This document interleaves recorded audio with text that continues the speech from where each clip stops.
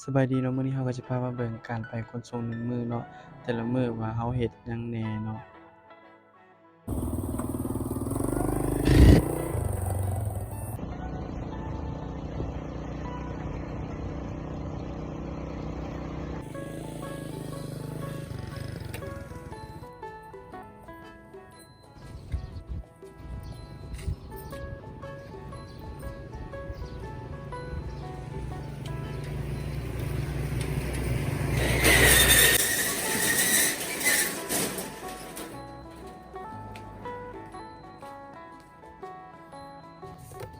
ก่อนอื่นมาฮอดก็เปิดคอมก่อนเลย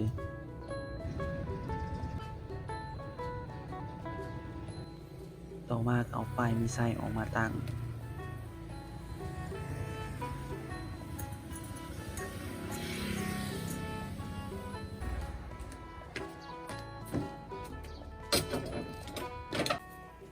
ปัดกวาดอนามัย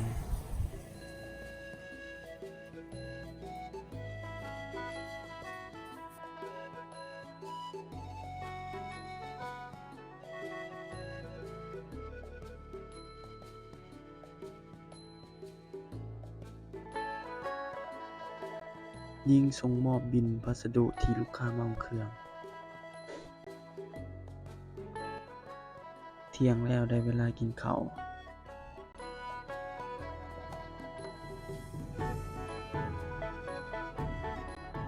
แทกขนาดเครื่องสินค้าที่ลูกค้ามาฝากเครื่อง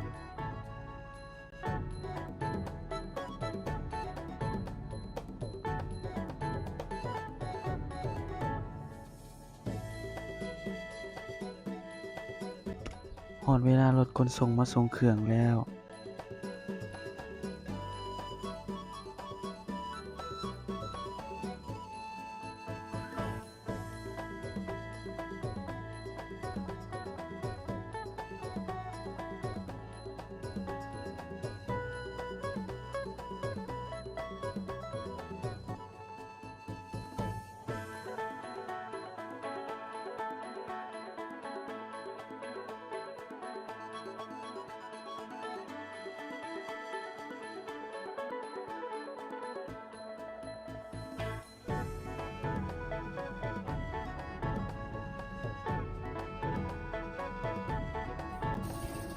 ยิ่งรับพัสดุเข้าสาขา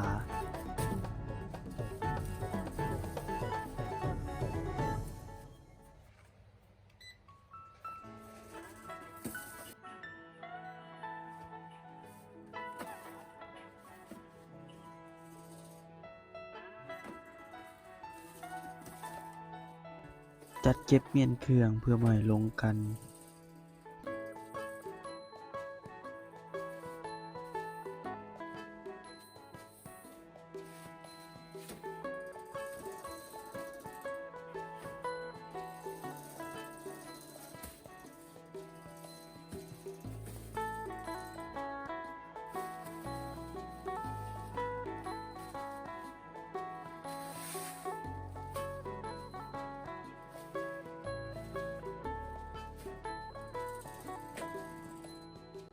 ลูกค้าเอาเครื่องมาฝากคีย์บิลให้ลูกค้าแล้วส่งมอบให้ลูกค้า